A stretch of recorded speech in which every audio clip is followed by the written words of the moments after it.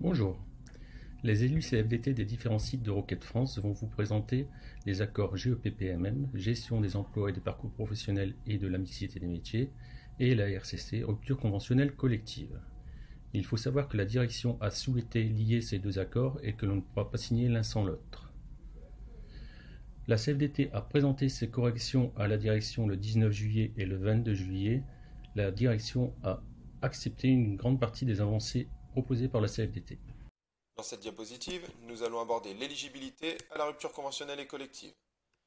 Pour être éligible, deux situations possibles. Je suis sur un emploi repère avec des postes supprimés, ou mon départ permet un switch direct afin de permettre le repositionnement d'un salarié dans l'entreprise. Si je suis éligible, trois situations possibles. Situation numéro 1, j'ai mes droits à la retraite avant fin 2023. Dans ce cas, mon indemnité de départ à la retraite est majorée de 3,6 mois de salaire brut. Mon indemnité n'est ni imposable, ni soumise aux charges salariales. Dans ce cas, je quitte l'entreprise à mon départ en retraite. Deuxième situation, j'ai un projet à court terme, soit un CDI, un CDD supérieur à 6 mois, où j'ai pour but de reprendre, de créer ou de développer une entreprise. Dans ce cas, mon indemnité de départ est décomposée comme suivant. J'ai mon indemnité conventionnelle, j'additionne à cela une indemnité supralégale, que l'on calcule comme suivant. 2 200 € multiplié par mon nombre d'années d'ancienneté. Le tout plafonné à 24 mois de salaire brut ou 26 si j'ai 35 ans ou plus d'ancienneté dans la société. Si j'ai effectué plus de 10 ans en poste chez Roquette Frères, alors mon indemnité est majorée de 10 000 €. Les salariés qui en ont besoin pourront être accompagnés par un cabinet d'outplacement pendant 12 mois, 24 mois si j'ai une reconnaissance de travailleurs handicapés, suivant leurs besoins, pour la formation, la création, la reprise d'une entreprise. Le tout limité dans un budget de 15 000 €. Dans ce cas, je quitte l'entreprise à la date de début du projet, après être passé en commission de suivi. Troisième et dernière possibilité, j'ai un projet à moyen terme qui nécessite une période de transition. Pour cela, l'éligibilité est toujours la même. Je suis sur un emploi repère de poste supprimé où mon départ permet un switch direct. Dans ce cas, l'indemnité de départ est la suivante. L'indemnité conventionnelle est 12 mois de congé mobilité payé à 85%. À savoir qu'un congé mobilité, on quitte l'effectif Roquette et pendant 12 mois, mon salaire est maintenu à 85%. Toujours 10 000 € majorés si j'ai effectué plus de 10 ans en poste chez Roquette Frères et cette possibilité d'être accompagné dans notre formation, la création ou la reprise d'une entreprise, toujours limitée dans un budget de 15 000 €. Si j'opte pour cette situation, je quitte l'entreprise à la date fixée d'un commun accord après être passé en commission de suivi. Les salariés souhaitant rentrer dans le cadre de la RCC devront avoir un projet professionnel, réaliste et réalisable. Seront prioritaires les salariés ayant trouvé un CDI, un CDD de plus de 6 mois ou souhaitant créer une entreprise. Dans un second temps, tous les autres projets. Les demandes de départ seront présentées et validées en commission de suivi. Les organisations syndicales non signataires de l'accord ne pourront pas assister aux commissions de suivi. Les commissions de suivi devront permettre de vérifier la faisabilité des projets de suppression de postes, vérifier les impacts sur la charge et les conditions de travail, et enfin vérifier les projets de candidature. En plus de l'accompagnement financier, un cabinet expert dans la mobilité externe sera mis à disposition à l'ensemble des salariés afin d'assurer un suivi individuel et d'accompagner le salarié sur différentes thématiques, comme un projet de reprise d'activité, une création d'entreprise, ou bien le calcul des montants de départ dans le cadre de la RCC en tenant compte des effets fiscaux et sociaux, ainsi que l'accompagnement dans les démarches administratives liées à une prise de retraite anticipée, ou établir un bilan de retraite avec le salarié. La GEPP est un accord qui permet de doter l'entreprise de moyens en matière de développement des compétences et d'employabilité de ses salariés. Le budget attribué pour cet accord est de 2 millions d'euros, qui se répartissent comme suit: 1,8 million consacré à la formation et 200 000 € consacrés à l'équipement et l'aménagement des salles de formation. La CFDT a revendiqué un budget équitable entre les différentes catégories socio-professionnelles. Voilà à présent le slide sur les fiches mesures. Les fiches mesures ont été longuement discutées entre les différentes organisations syndicales la CFDT bien sûr et la direction. Elles sont au nombre de 23, ce qui peut paraître important, mais c'est un éventail nécessaire pour répondre aux enjeux des 3 années que durera cet accord éventuel. Elles seront détaillées dans le texte, bien entendu. Ces fiches mesures, comme on peut le voir, ont des focus plus ou moins larges. Il y a, par exemple, une grande partie, la mobilité, prime de mobilité, les modalités, et d'autres plus fins, comme les plans de succession, la transmission du savoir, par exemple. Mobilité interne et changement de régime de travail. En cas de changement de régime de travail, un système de dégressivité de rémunération sera mis en œuvre. Il faut différencier 3 cas de figure. Premier cas, dégressivité sur une période de 12 mois pour une mobilité interne simple. Deuxième cas, en cas de mobilité due à la suppression de poste d'un salarié.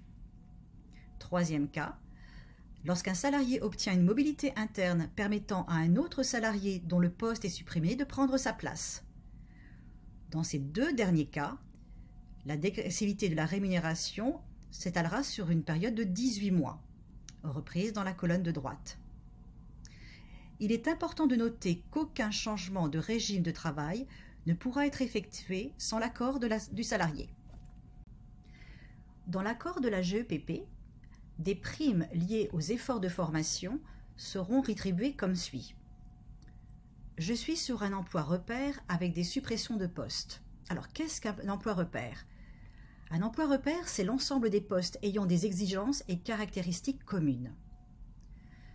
Donc, je suis sur un emploi repère avec des suppressions de postes. 2 cas. J'ai une formation dite longue, c'est-à-dire supérieure à 20 jours en salle ou 48 jours au poste de travail. La prime sera de 3 000 €. Ou alors, j'ai une formation inférieure à 20 jours en salle ou inférieure à 48 jours au poste de travail. Cette prime de mobilité et un effort à la formation passera à 2 000 €. Dans le cas où je ne suis pas sur un emploi repère avec des suppressions de postes, la prime à la mobilité, en termes de formation, passe à 500 € si la formation est supérieure à 20 jours en salle ou 48 jours au poste de travail. Dans le cas où la mobilité permet une permutation de poste, c'est-à-dire dans le cas où un salarié obtient une mobilité interne permettant à un autre salarié dont le poste est supprimé de prendre sa place, alors le salarié bénéficie d'une prime de 1 000 €. Le paiement des primes intervient à la prise de poste après avoir effectué la formation. Pour nos plus anciens qui font valoir leur droit à la retraite à taux plein et dont les compétences sont nécessaires à l'entreprise, il leur est possible de transférer leur savoir pendant une durée maximale de 2 trimestres, avec une indemnité de départ à la retraite majorée de 5 000 € par trimestre, soit un maximum de 10 000 €. L'entreprise met également à disposition un cabinet spécialisé afin de vous permettre de vous évaluer, de préparer vos CV, votre entretien, vos formations individuelles ou collectives, ceci afin de gagner en compétences pour une évolution personnelle. Donc nous voilà sur l'avant-dernière page de cette présentation. Nous allons pouvoir parler de la mesure liée à l'âge, donc d'un temps partiel de fin de carrière. Pour faire assez simple et assez rapide, nous allons prendre 2 personnes, la personne A et la personne B. La personne A travaille de jour en horaire collectif et la personne B, elle, travaille posté. Pour la personne de jour, elle peut demander 3 ans avant le départ à la retraite, une fois qu'elle a connaissance de son départ effectif, qu'elle aurait le droit de demander. 3 ans avant, elle peut demander un temps partiel à 80%, rémunéré 90% et cotisé à 100%. Si par malchance, on lui refuse sur ces 3 dernières années ce 80%, lors des 2 dernières années, elle peut à nouveau faire cette demande à 80%, enfin ce sera automatique et elle devrait automatiquement être autorisée et validée. Si là, encore une fois, pour une raison de force majeure, vraiment, on lui refuse sur ces 2 dernières années son 80%, la dernière année, elle pourra, comme pour les personnes de droite, les gens postés, faire une demande de temps partiel à 50%, qui, elle, bien sûr, ne pourra plus être refusée, puisque sinon on arrive à la fin et elle sera à la retraite sans avoir bénéficié d'aucun temps partiel. Parce que pour un posté, c'est plus délicat de faire des demi-postes, c'est même pas trop possible pour une question d'organisation. Donc le posté, lui, pourra demander sur sa dernière année à faire 6 mois et ne plus travailler les 6 derniers mois avant son départ à la retraite. Vient s'ajouter bien sûr la pénibilité, le cas échéant. Donc voilà, j'espère que c'était clair. Merci à vous. Dans cette diapositive, nous allons aborder les dispositions annexes accolées au projet de la RCC. Tout d'abord, la première disposition était la suivante. Pas de procédure collective jusque juillet 2024, à savoir aucune réduction d'effectifs de manière collective jusque juillet 2024. Dans un second temps, la mesure phare également de la CFDT était la mise en place de CDI intermittents pour stabiliser les collaborateurs présents depuis de nombreuses années chez Roquette Vecmont. Dans un premier temps, la première année, 20 collaborateurs seront embauchés via ces dispositifs de CDI intermittents. Et dans le même temps, l'ouverture de négociations d'un accord sur les saisonniers pour le premier semestre 2022. La CFDT a également tenu à ce que le recours à l'intérim soit limité aux motifs légaux, remplacement maladie, surcroît d'activité. En aucun cas, le recours à l'intérim ne pourrait être durable pour le remplacement d'un poste en CDI sans titulaire. Dans le même temps, la direction s'engage à ne pas procéder à des projets d'externalisation d'activité. La CFDT a tenu à mettre en place une équipe d'intervention de 10 collaborateurs pour faciliter la formation des opérateurs et gérer les transitions dans les services. Un échéancier sera mis en place pour traiter la revue des qualifications et des classifications dans l'attente de la négociation à venir en 2022. Autre mesure de la CFDT, elle a tenu à mettre au centre des postes à pourvoir la charte de mobilité interne qui jusqu'à aujourd'hui n'est pas vraiment appliquée. Les priorités suivantes seront donc mises au centre. Mobilité interne, intérim, alliance, alternance et seulement en dernier recours, l'ouverture à l'externe. La CFDT a tenu à ce que les projets soient travaillés au plus près du terrain avec les opérationnels et notamment 9 projets basés à l'ETREM qui feront l'objet de présentations tous les 2 mois sur l'état d'avancement des études et des impacts associés. La CFDT a tenu à ce qu'une étude des impacts sur les charges de travail avant les déploiements des autres projets majeurs. La CFDT tient à ce que cette disposition soit au centre de cette négociation. Pas de projet, pas de suppression de postes. Si les projets présentés ne sont pas menés à terme, les suppressions de postes ne le seront pas non plus. Et pour terminer, le volontariat est la base du projet.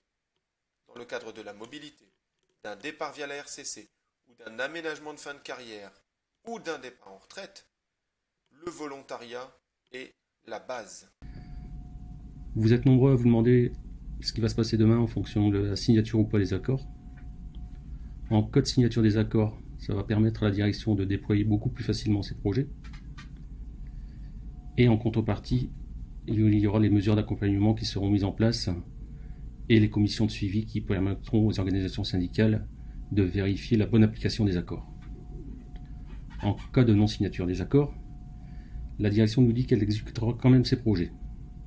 Ils seront certainement beaucoup plus difficiles à déployer pour elle, mais nous n'aurons aucune mesure d'accompagnement. Qu'il y ait signature ou pas des accords, la CFDT a prévenu la direction qu'elle s'opposerait à tout projet qui mettrait en difficulté les salariés au niveau des charges et conditions de travail, et que s'il le faut, nous organiserons des mouvements sociaux. Pour répondre à vos questions, la CFDT mettra en place début septembre une FAQ sur le site www.cfdt-letrem.net. Mi-septembre, nous organiserons une assemblée générale où un vote sera mis en place afin que vous décidez de signer ou pas les accords. Merci pour votre écoute. Merci aux élus CFDT qui ont participé aux vidéos. Nous espérons que cela vous a aidé dans la compréhension des accords. Merci, à bientôt.